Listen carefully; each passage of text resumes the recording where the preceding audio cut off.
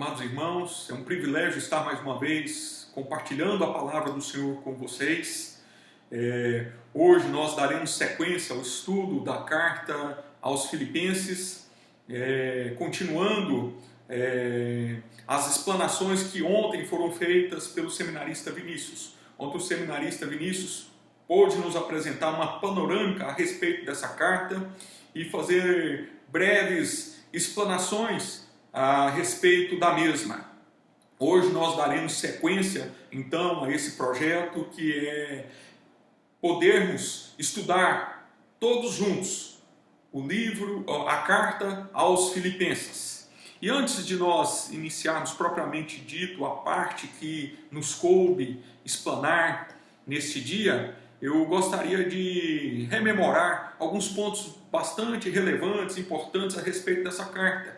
Primeiro, ela foi escrita pelo apóstolo Paulo. Há evidências tanto interna quanto externa de que ele seja o seu autor. Também é muito importante nós relatarmos que os destinatários desta carta são os membros da igreja de Filipos. Paulo, logo no primeiro versículo, ele diz que está escrevendo a todos os santos que vivem em Filipos, inclusive aos bispos e diáconos. Olha, quero apenas fazer duas observações. Primeiro, santos quer dizer aqui que são os irmãos que creem em Cristo Jesus e constituem o seu povo que vive separado para louvar e glorificar e enaltecer o seu nome. Então a expressão santos quer dizer isso. E Paulo aqui não escreve apenas a alguns irmãos daquela igreja, mas a todos. Então isso quer dizer que ele não faz acepção, que ele não faz distinção entre um ou outro, mas a todos os irmãos que congregam na igreja de Filipos. O outro ponto bastante interessante é que primeiro ele se dirige aos membros para depois se dirigir ao corpo de líderes daquela igreja. Ele faz referência então em segundo lugar aos bispos e diáconos daquela igreja.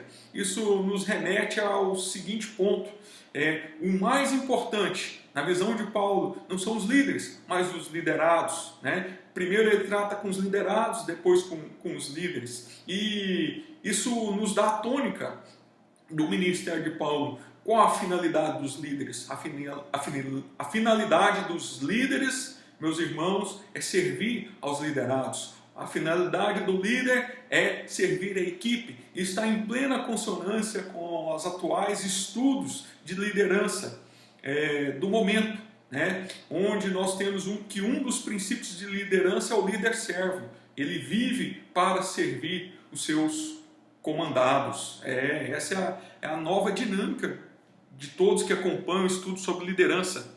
E nós podemos ver que o apóstolo Paulo, nessa carta, já nos dá essas diretrizes desde o primeiro século. Portanto, a Bíblia é sempre atual. Então, por isso nós devemos estudá-la, meditá-la e atentar para os ensinos que ela nos traz. Essa carta possivelmente foi escrita quando Paulo estava em sua primeira prisão em Roma, por volta de 61 depois de Cristo. E o motivo dele ter escrito essa carta, tudo indica que é agradecer a parceria que a igreja de Filipos sempre firmou com ele. A igreja de Filipos é muito importante no ministério do apóstolo Paulo, como nós poderemos observar na sequência dos estudos. O Paulo, ao escrever esta carta, ele vai enfrentar alguns pontos, e um dos problemas que nós podemos extrair dessa carta é a desunião que surgiu ali no meio daquela congregação, um aspecto de perfeccionismo, e ele enfrentará dois pontos de heresias. Uma diz respeito ao legalismo judaizante e outra a falta de moral que começou a surgir por ali. Mas o tema central, o tema mais importante dessa carta é a alegria e o gozo na vida cristã. Nós poderemos e nós constataremos que Paulo usa o termo alegria por cerca de 16 vezes nessa pequena carta composta por apenas 4 capítulos. Irmãos, feitas essas palavras introdutórias, quero convidá-los então a examinarmos então os versos 3 a 11, lembrando que essa carta que essa oração, melhor dizendo, foi feita por Paulo, e nós vamos dividi-las para melhor compreensão em duas partes. Do verso 3 ao 8, nós nos deteremos num primeiro momento, e dos versos 9 a 11. E para melhor compreensão, então, nós utilizamos dois subtítulos. O primeiro subtítulo que nós vamos usar aqui é oração de gratidão e súplicas genéricas pelos filipenses, né? E atentando então diretamente para o verso 3, nós podemos perceber que Paulo já inicia sua carta exprimindo sua gratidão a Deus. Diz assim a palavra do Senhor: dou graças ao meu Deus por tudo que recordo de vós. Olha, a expressão recordo o verbo recordo, melhor dizendo, me chama bastante atenção. Por quê? Porque Paulo, ao se lembrar da igreja de Filipos, ele recorda com muita alegria, com muito contentamento a respeito de coisas que aquela igreja havia feito por ele, né? E essas lembranças aquecem o seu coração ao ponto de ele elevar seus pensamentos a Deus para agradecer, para louvar pela vida e ministério daqueles irmãos da igreja de Filipe. Esse é o primeiro ponto que nos chama a atenção nesse versículo. E logo em seguida, o versículo 4, Paulo diz àqueles irmãos que sempre faz súplicas por todos eles, com alegria em todas as suas orações. Ora, se o louvor, meus irmãos e minhas irmãs, tem como referência o passado, as recordações, as lembranças que Paulo tinha daquele povo, as súplicas que ele faz em suas orações a favor da igreja de Filipos, ela nos indica que Paulo tem uma preocupação presente e futura por aqueles amados irmãos. E por isso que Paulo sempre ora constantemente, ora intensamente e incessantemente a favor daquela comunidade de irmãos. Um outro ponto que nos chama bastante atenção diz respeito à forma como Paulo faz suas orações. E a primeira palavra aí que me chama muita atenção nessa forma como ele faz suas orações diz respeito ao termo súplica. Dá uma ideia de rogo, de dependência, de humildade. Na minha percepção, a figura de alguém prostrado, com seu rosto voltado ao chão, suplicando a um majestoso rei, a um majestoso Senhor, a um poderoso Senhor que atenda ao seu clamor, que atenda ao seu pedido. Portanto, Paulo, ao se dirigir súplicas a Deus, ao soberano Deus, ao Senhor Todo-Poderoso, ele nos dá alguns indicativos que ele mesmo não tem o poder de atender os pedidos e as necessidades da igreja de Filipos. É o primeiro ponto. E o segundo ponto que eu quero destacar é que ao fazer súplicas, Paulo nos ensina que nós deveremos submeter pedidos, clamores a uma autoridade superior e suprema que pode analisar e acatar ou não o nosso pleito. E o Deus Todo-Poderoso é quem é e tem a autoridade para acolher ou não as nossas súplicas segundo a sua boa, perfeita e agradável vontade. Então, suplicar a Deus para que Ele, segundo o conselho da sua santa e soberana vontade, possa ou não atender os nossos pedidos.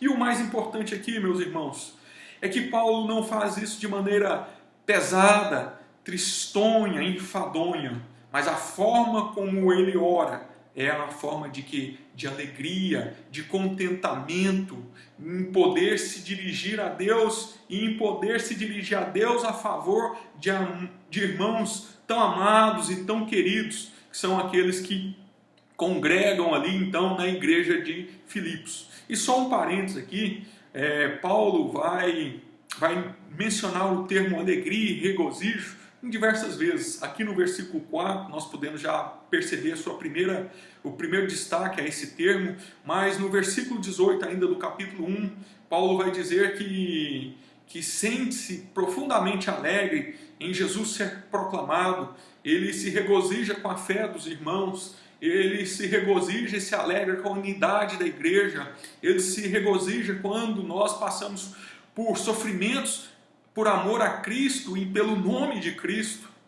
Ele também se alegra quando irmãos em Cristo têm a oportunidade de se reencontrar. Ele se alegra com a hospitalidade cristã, ele se alegra por estar em Cristo, ele se alegra por levar pessoas a conhecerem e a confessarem Cristo Jesus como Senhor e Salvador, e ele se alegra pela assistência que a igreja faz uns aos outros. Meus irmãos e minhas irmãs, essa é a carta da alegria, essa é a carta em que Paulo nos ensina que o crente deve ser sempre alegre, inclusive em tempos de dificuldades com as quais ele estava vivendo naquele momento. Ele estava preso, ele estava passando por necessidades, por privações de todas as ordens, e mesmo assim ele nos ensina que ele estava alegre, e ensinando, portanto, que em toda e qualquer circunstância nós devemos estar alegres, sempre alegres no Senhor. Um outro ponto de realce que nós devemos nos atentar está aqui no verso 5. Se no verso 3, Paulo dá graças pelas lembranças que ele tinha a respeito dos irmãos de Filipos, aqui ele vai intensificar e vai especificar o motivo dessa alegria. E ele diz assim: pela vossa cooperação no Evangelho, desde o primeiro dia até agora. Ora, então quais foram essas cooperações no Evangelho que a igreja de Filipos fez para com Paulo, ou seja, auxiliou a Paulo? E eu quero convidar os irmãos e irmãs a abrirmos juntos o livro de Atos, no seu capítulo 16. Livro de Atos, capítulo 16.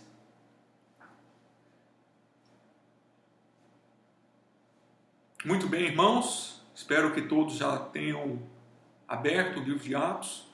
Essa aqui é aquela passagem que Lídia, assim que convertida a Cristo, acolhe Paulo em sua casa. Vejamos o que diz o texto das Sagradas Escrituras. Certa mulher, verso 14, chamada Lídia, da cidade de Tiatira, vendedora de púrpura, temente a Deus, não nos escutava. O Senhor lhe abriu o coração para atender às coisas que Paulo dizia.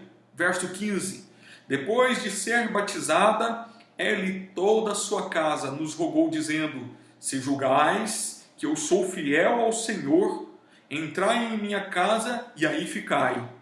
E nos constrangeu a isso. Em rápidas palavras, podemos sintetizar esses dois versículos em hospitalidade e sustento cristão. Essa será a primeira marca da então recém-formada igreja de Filipos. Mas isso não para por aí. Vejamos então Atos, ainda no capítulo 16, versos 29 a 34. E o contexto aí é a situação do carcereiro, que também, assim que convertido, cuida das feridas de Paulo. Só para rememorar também, esse é aquele episódio em que ocorre um terremoto. Paulo e Silas estão presos, cantando louvores por volta da meia-noite, e por conta desse evento da natureza, as portas da cadeia se abrem, as algemas também se abrem, então os presos tinham todos a oportunidade de saírem do presídio, mas isso não acontece. E então o carcereiro acorda diante daquela situação e, em desespero, pega uma espada a fim de dar cabo à sua vida. Mas Paulo, ele interfere nessa situação e diz para que ele não fizesse aquilo.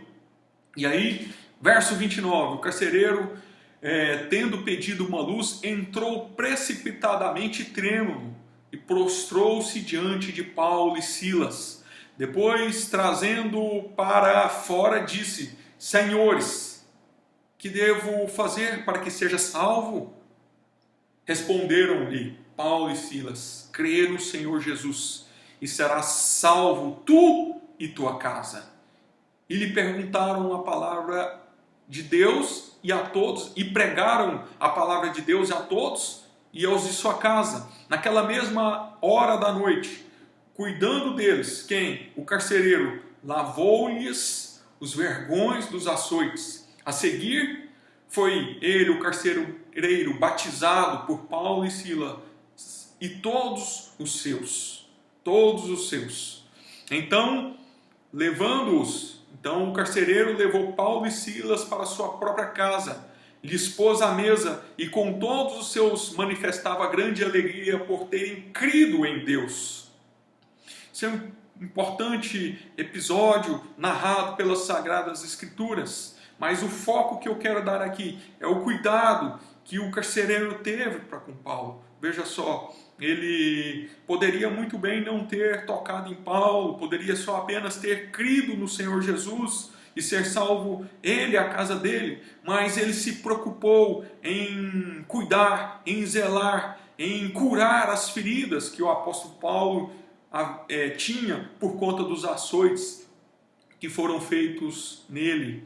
Mas a igreja de Filipos não só é importante por conta desses dois fatos, pela hospitalidade e pelo cuidado com o corpo de Paulo, com o corpo físico, né? A igreja também se destacará em suprir generosamente Paulo em seu ministério. Convido os irmãos a voltarmos então à carta de Filipos, a carta de Filipenses, melhor dizendo, no seu capítulo 4, nós vamos verificar os versos 15, 16 e 18.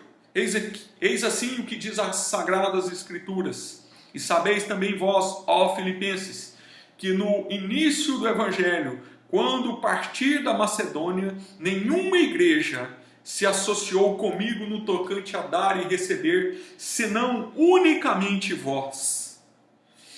Porque até para Tessalônica mandastes não somente uma vez, mas duas, o bastante para as minhas necessidades. Verso 18: recebi tudo e tenho abundância, estou suprido, desde que Epafrodito me passou às mãos o que me veio de vossa parte como aroma suave, como sacrifício aceitável e aprazível a Deus. Irmãos, o contexto aqui, Epafrodito se desloca da cidade de Filipos a uma distância equivalente a 6 semanas de viagem para ir a Roma, suprir a Paulo. Isso é aproximadamente 1000 quilômetros. Ou seja, a igreja de Filipos teve ciência dos problemas enfrentados por Paulo, se organizou, levantou recursos financeiros, levantou mantimentos, levantou vestimentas. E uma vez que tudo isso havia sido recepcionado pela igreja, organizado, embalado e enviado por Epafrodito, a fim de socorrer Paulo ali no cárcere. Certamente Paulo enfrentava dias bastante difíceis. E mesmo assim, a igreja, ao tomar ciência das suas necessidades, imediatamente eles vão se organizar para remeter então recursos para atender às necessidades de Paulo. Mas a igreja de Filipos, meus irmãos, eles não apenas atendem Paulo nessa circunstância que ele está preso em Roma. Atendeu conforme podemos perceber quando ele estava em Tessalônica e auxiliou com recursos, com suprimentos, para que ele então tivesse condições de pregar o Evangelho do Senhor Jesus Cristo.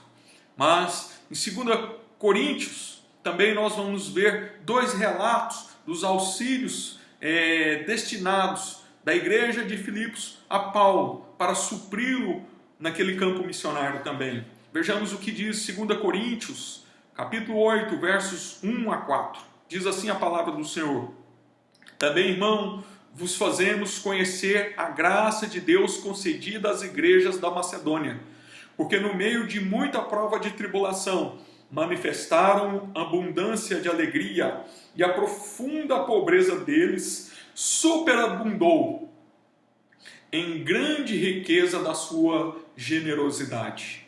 porque eles, testemunho eu, na medida de suas posses e mesmo acima delas, se mostraram voluntários, pedindo-nos com muitos rogos a graça de participarem da assistência aos santos. Ou seja, a igreja de Filipos clamou a Paulo para poder lhe auxiliar, porque o auxiliando entendiam que estavam contribuindo, cooperando na propagação do evangelho. E, além disso, Paulo, no capítulo 11 de 2 Coríntios, ainda vai dizer, olha o ensinamento que ele nos traz e olha a reprimenda que ele faz à igreja de Corinto. Diz assim a palavra do Senhor no capítulo 11 de 2 Coríntios, versos 8 e 9. Tirei de outras igrejas, recebendo salário para poder servir a vocês. Estando entre vocês, ao passar privações, não me fiz pesado a ninguém, pois os irmãos, quando vieram da Macedônia, supriram o que me faltava. Em tudo me guardei e me guardarei de ser pesado a vocês.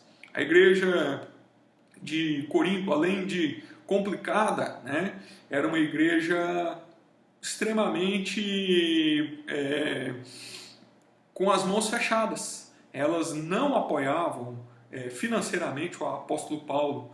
E Paulo então vai dizer a eles que se eles estavam ali pregando, isso se dava sobretudo em razão possivelmente do envio de recursos da igreja de Filipos.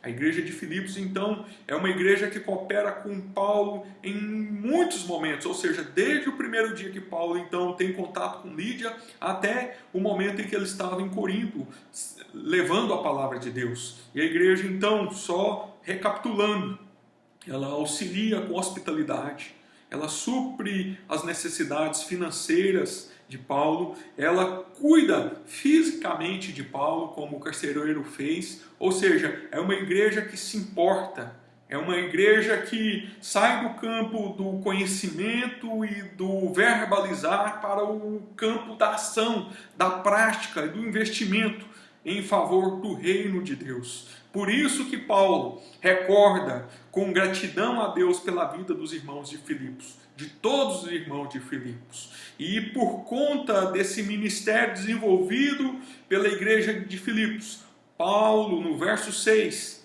vai dizer assim, em razão disso, estou plenamente certo de que aquele que começou a boa obra em vós, há de completá-la até o dia de Cristo.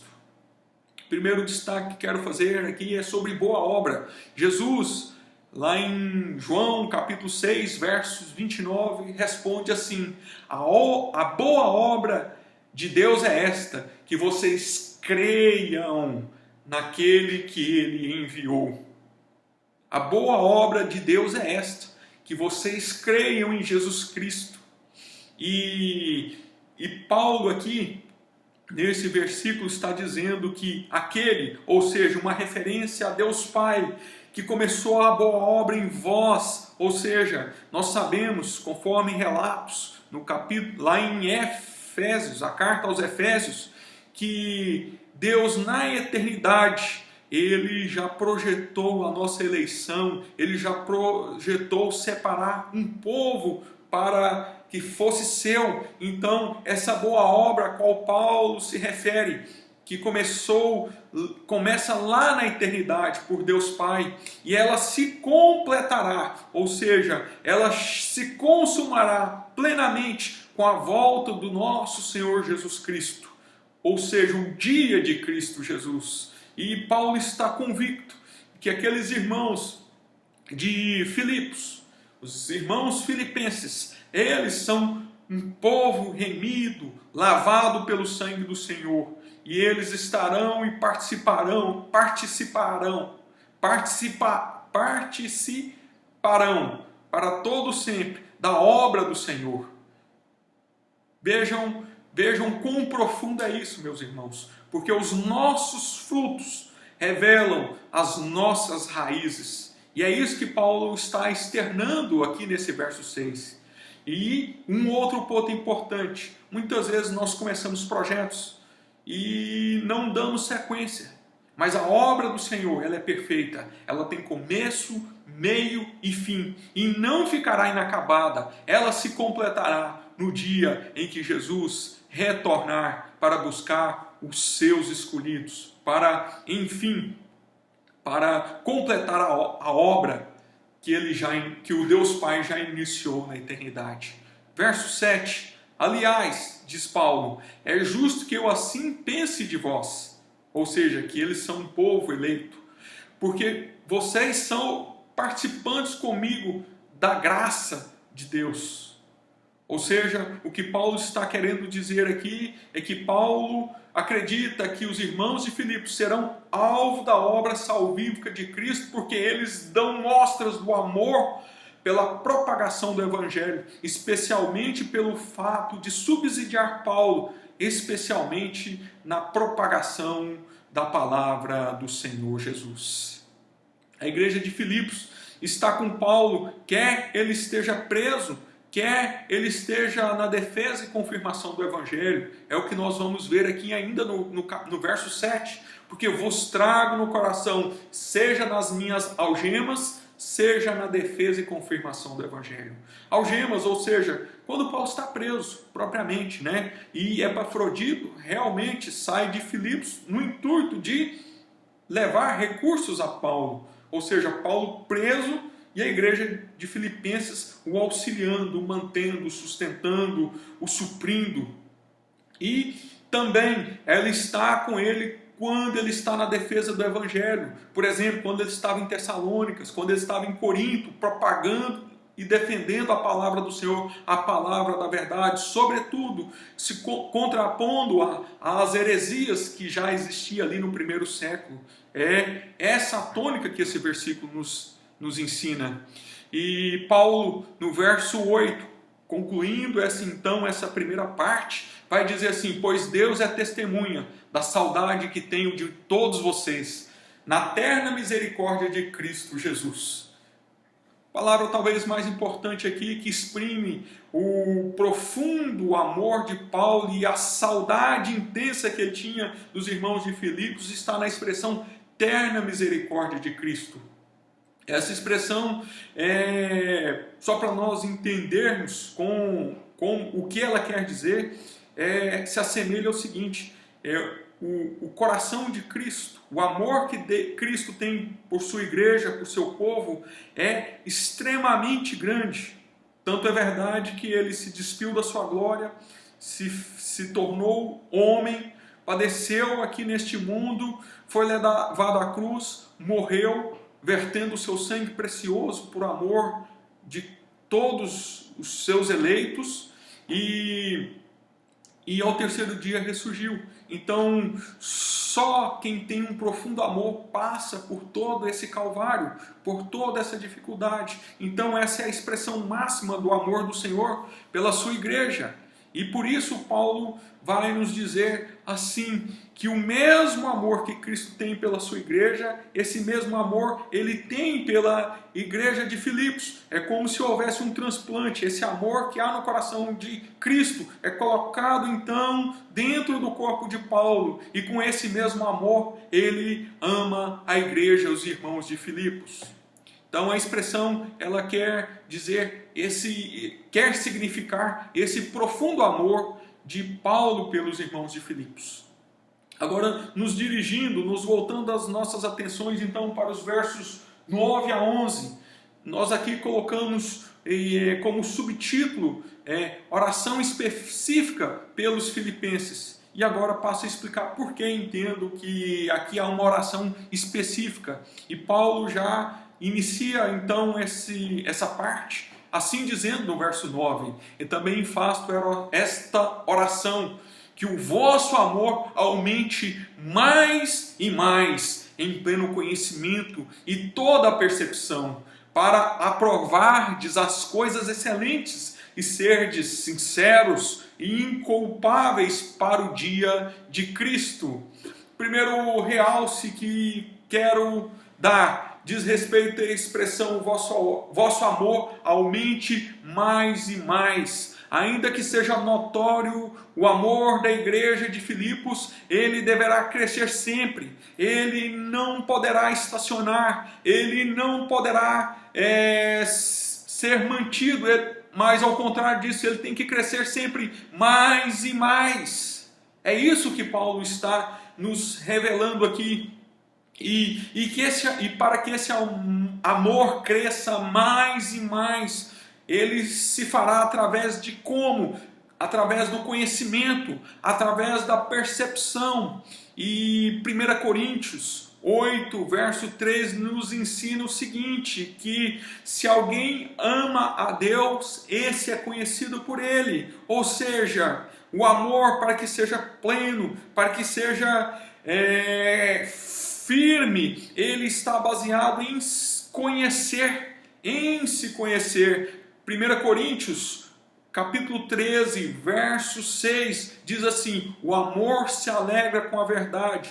Ora, juntando então esses dois versos, nós podemos compreender o seguinte: ora, se eu amo a Deus e eu me faço conhecido por Deus, ou seja, há uma relação entre esses dois agentes, amor e aquele que é alvo, objeto do amor, né?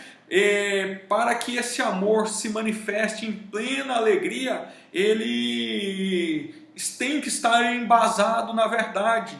E aí eu pergunto aos irmãos, como se chega à verdade? Como nós obtemos a verdade? E a primeira resposta que me vem à frente é pelo conhecimento. Eu só posso conhecer a verdade se eu a conhecer. Conhecereis a verdade o que? Vos libertará. Portanto, o amor, além de ser um sentimento, ele é muito mais do que isso.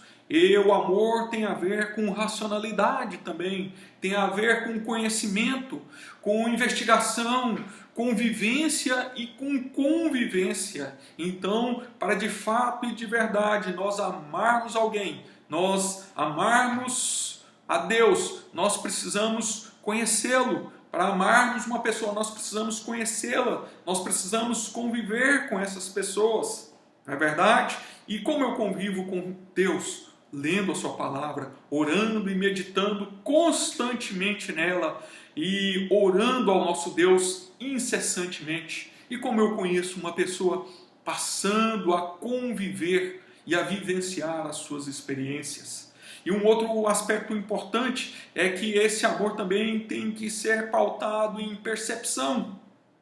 Ou seja, é um amor a que se ser conveniente, agradável, oportuno, acolhedor. Então, quando eu amo mais e mais, e com esse amor pautado no conhecimento, na agradabilidade, na conveniência, eu terei então opção de escolher entre o bom e o excelente. O que Paulo quer dizer então com isso? Meus irmãos, Paulo já começa a dar evidências de que uma das razões de ter escrito essa carta é para chamar a atenção de Evódia e Síntica a respeito dos atritos que elas estavam tendo.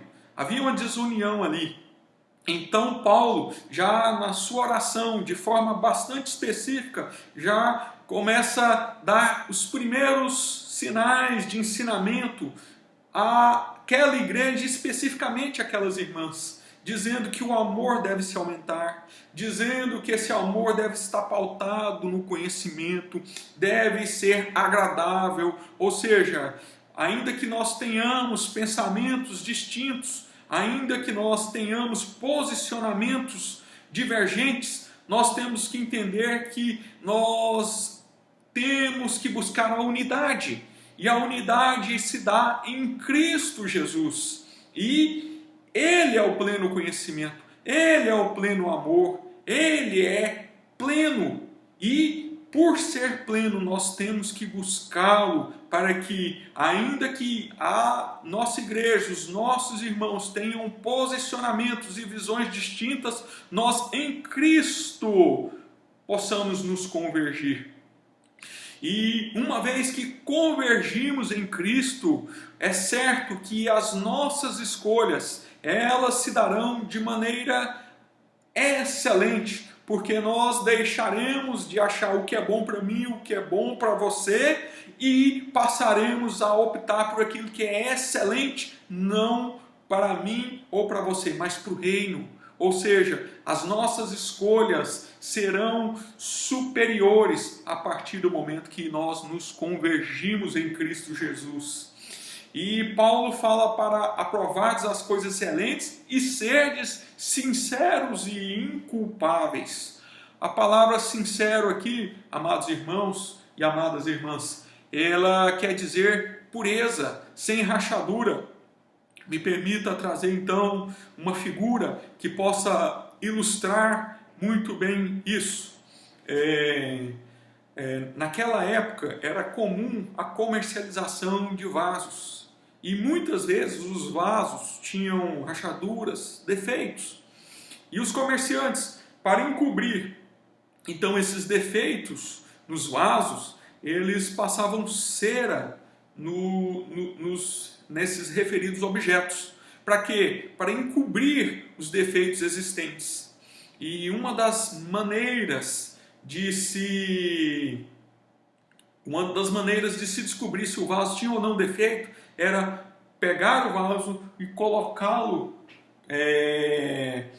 ao sol e aguardar alguns instantes, porque a partir do momento que o vaso era aquecido pelos raios solares, a cera então derretia, e uma vez derretida era possível verificar a existência ou não de defeitos nos vasos. Então o que Paulo quer dizer aqui é que o nosso amor uns para com os outros, o nosso amor para com Cristo deve ser sem cera, deve ser puro, ou seja, se há ou não defeitos, nós devemos nos achegar a Deus como de fato somos, porque é Ele quem nos auxiliará a corrigir essas nossas falhas, esses nossos trincados, esses nossos defeitos. O que Paulo quer dizer então, de uma vez por todas, de maneira resumida, é que a nossa consciência deve estar pura diante de Deus. Nós não devemos encobri-las de falhas ou defeitos.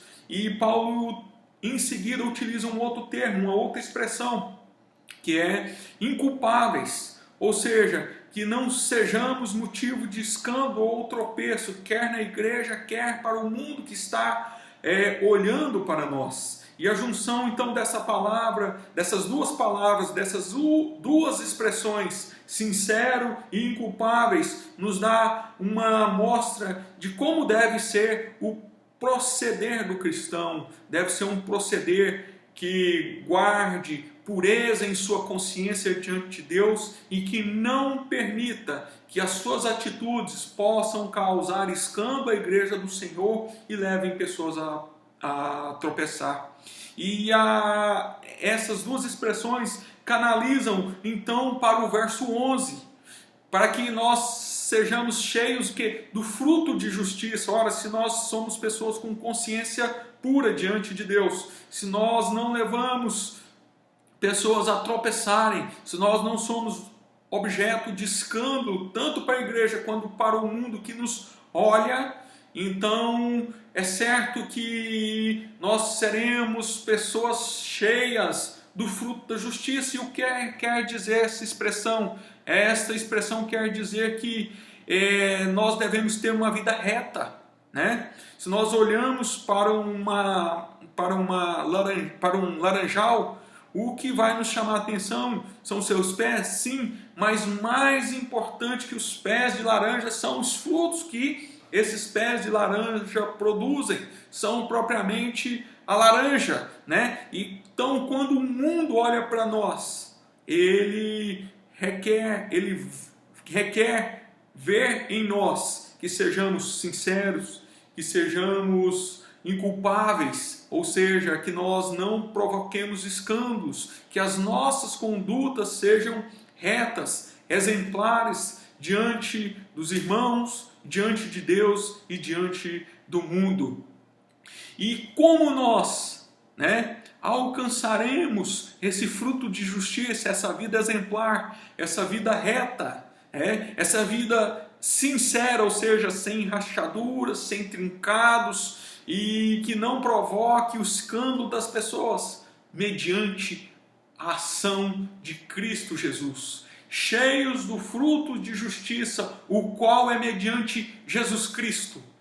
Somente em Cristo, por meio de Cristo, é que nós alcançaremos essas virtudes, e por meio dessas virtudes nós impactaremos a igreja do Senhor, e isso redundará em glória e louvor a Deus. Veja só, meus irmãos e minhas irmãs, as virtudes de sermos crentes com fruto de justiça não é para o nosso envaidecimento e nem para a nossa glória, é para a glória, para o louvor do nosso Deus. É para isso que estamos aqui. Estamos aqui para engrandecer, para exaltar e para propagar o nome do nosso Senhor. Chegando então à conclusão, meus irmãos e minhas irmãs, dessa parte do capítulo 1, que diz respeito aos versos 3 a 11, que nós intitulamos como oração geral e de gratidão pelos filipenses, nós podemos então aprender algumas coisas com essa carta, e sobretudo com essa porção da palavra do Senhor. E a partir da oração de Paulo percebemos que a igreja de Filipos, embora pobre e perseguida, amados irmãos, era uma igreja que investia acima até mesmo de suas possibilidades na evangelização. O segundo ponto que nós aprendemos é que essa igreja era uma igreja acolhedora, uma igreja zelosa para com o apóstolo Paulo, de forma permanente, marcando positivamente a vida dele. A outra coisa que nós aprendemos é que a alegria contagiante e a gratidão devem nortear a nossa vida. Um quinto ponto que eu gostaria de destacar é que a oração, independente das circunstâncias, ainda que seja a prisão, deve compor a nossa agenda diária. Nós devemos também conhecer a Deus, pois ao conhecê-lo, certamente o nosso amor por Ele aumentará cada vez mais. Devemos também amar o próximo mais e mais, e para isso devemos também conhecê-los e nos aproximarmos dele, aproximarmos em comunhão, em percepção, para que a igreja do Senhor seja fortalecida. Dessa oração também nós podemos extrair que a unidade cristã deve ser alvo das nossas atenções e devemos, por meio da ação de Cristo Jesus em nós, sermos retos, e tudo isso para a glória e louvor do nosso Deus. Por fim, eu gostaria de compartilhar algumas aplicações para as nossas vidas de maneira particular que nós podemos extrair desse texto, amados irmãos. E a primeira aplicação que eu gostaria de trazer para a nossa reflexão é que, assim como a igreja de Filipos marcou a vida de Paulo positivamente, eu gostaria de desafiar você, meu irmão e minha irmã, a marcar a vida das pessoas ao seu redor, para que elas possam também rememorar e relembrar com gratidão a Deus pela sua vida, por tudo o que você propiciou a elas. Um outro ponto que eu gostaria de destacar, no segundo ponto, é que assim como a igreja de Filipos investiu em Paulo para que ele propagasse a mensagem da salvação, que você, meu irmão e minha irmã, também seja pródigo em investir no reino do Senhor. E por último, eu gostaria de destacar a alegria que essa igreja tinha. Alegrar-se sempre no Senhor e manter a unidade cristã. Isso deve nortear a nossa conduta, isso deve nortear o nosso caminhar e deve ser o alvo nosso como igreja do Senhor Jesus. E por derradeiro, eu gostaria de voltar as minhas atenções àquele que escuta, que vê esse estudo e ainda não professou Jesus Cristo como Salvador. A nossa oração é que Jesus, no poder do Espírito Santo, abra seu entendimento para entender a respeito das coisas que acabamos de explanar. Porque não é a oratória, não são os nossos argumentos que o convencerá do erro, do engano, mas sim o Espírito Santo do Senhor, que há de convencê-lo que somente em Cristo Jesus nós obteremos a vida eterna. Ele é o caminho, a verdade e a vida, e ninguém vai ao Pai senão por meio de Jesus. Amados irmãos, amadas irmãs, agradeço o tempo que vocês investiram para juntos podermos refletir na palavra do Senhor, especificamente agora na carta aos Filipenses, capítulo 1, versos 3 a 11. E a minha oração é que Deus o abençoe ricamente, que Deus o fale ao seu coração e que Deus o use para a honra e glória e louvor do seu santo nome. Fiquem todos em paz e continuemos a juntos estudarmos as cartas aos Filipenses. O próximo estudo será conduzido pelo reverendo João Batista Gomes Coelho. Que Deus os abençoe.